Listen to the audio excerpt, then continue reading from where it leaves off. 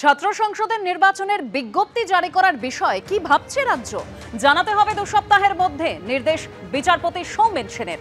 সমস্ত শিক্ষা প্রতিষ্ঠানের গভর্নিং বডি রাজনৈতিকভাবে প্রভাব মুক্ত রাখতে হবে পর্যবেক্ষণ কলকাতা হাইকোর্টের বিচারপতি সৌমেন সেনের।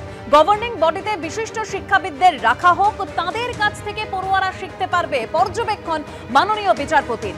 যে বিশ্ববিদ্যালয়ে উপাচার্য আছেন সেখানে ছাত্র সংসদ নির্বাচনের প্রক্রিয়া দ্রুত শুরু হোক। এই অস্থায়ী বা অন্তর্বর্তীকালীন উপাচার্য নিয়ে আমরা নির্বাচনে যাব না, এটা রাজনৈতিক নিয়োগ। আমরা এই সিদ্ধান্ত চ্যালেঞ্জ করেছি। সওয়াল রাজ্যের আইনজীবী কল্যাণ বন্দ্যোপাধ্যায়ের। এটা আপনি বলতে পারেন না, মন্তব্য করেছেন মাননীয় বিচারপতি সৌমেন সেন।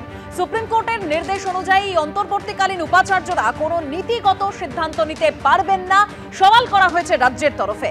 রাজ্য নির্বাচনের বিজ্ঞপ্তি জারি করুক, বাকিটা আমরা দেখছি, পর্যবেক্ষণ আদালতের।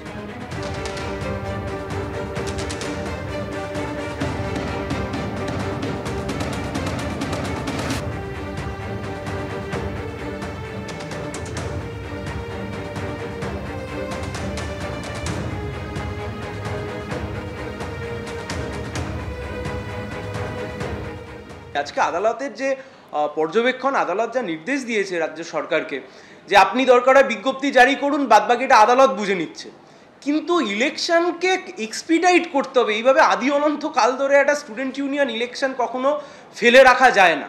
এবং আদালত আজকে প্রকাশ করেছে, আদালতের যা মত তা একদম নির্দিষ্টভাবে রাজ্য সরকারকে জানিয়েছে। রাজ্য সরকারের যিনি আইনজীবী ছিলেন আমাদের কথা শুনবার পরে, যে আদি অনন্ত কাল ধরে এই জিনিসকে ডিলে করা যায় না, এইগুলোকে শিল্ড করা যায় না।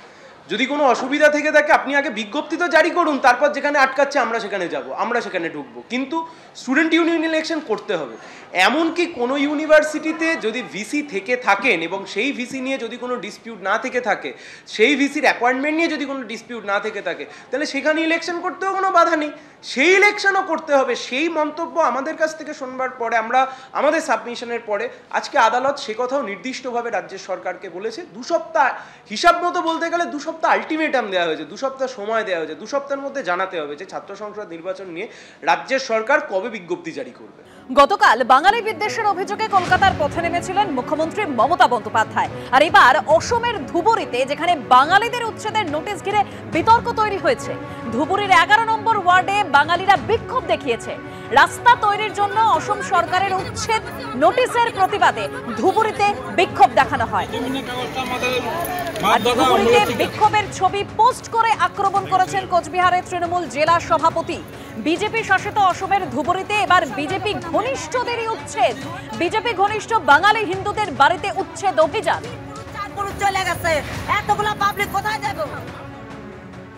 যেখানে অবাঙালি রাজ্যগুলো, সেখানেই বাঙালিদের ওপর এই অত্যাচার, এই প্রতিহিংসার রাজনীতি বিজেপি শুরু করেছে। আমাদের একদম কুচবিহারের সীমান্ত এলাকা ধুবড়ি, সেখানে যেটা শুরু হয়েছে এটা আমাদের অনেকেরই চোখ খুলে দেবে। বাঙালি শুধু নয়, হিন্দু বাঙালি এবং বিজেপি করে, তাদেরকে পর্যন্ত এরা রেয়াত করছে না। বাঙালিকেই শত্রু দৃষ্টিতে দেখতে শুরু করেছে, বাঙালিকে এরা মানতে চাইছে না। এই যে বিজেপির বাংলা বিরোধিতা এবং একদিকে আসামে বাঙালি খেদা আন্দোলনকে পুনরুজ্জীবিত করার জন্য হেমন্ত বিশ্ব শর্মার যে ধরনের পদক্ষেপ, এটাকে আমরা তীব্র ধিক্কার জানাচ্ছি।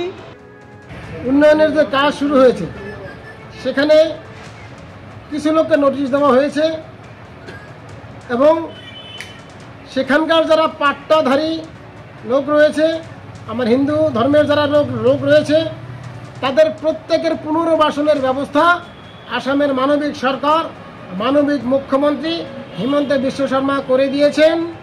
সেখানকার মানুষের কোনো সমস্যা এখানে নেই, তারা পুনর্বাসন পেয়ে যাবে, ক্ষতিপূরণ পেয়ে যাচ্ছে। তৃণমূল এটা নিয়ে রাজনীতি করছে, এটা নোংরামি করছে, ন্যাক্কারজনক কাজ তাদের।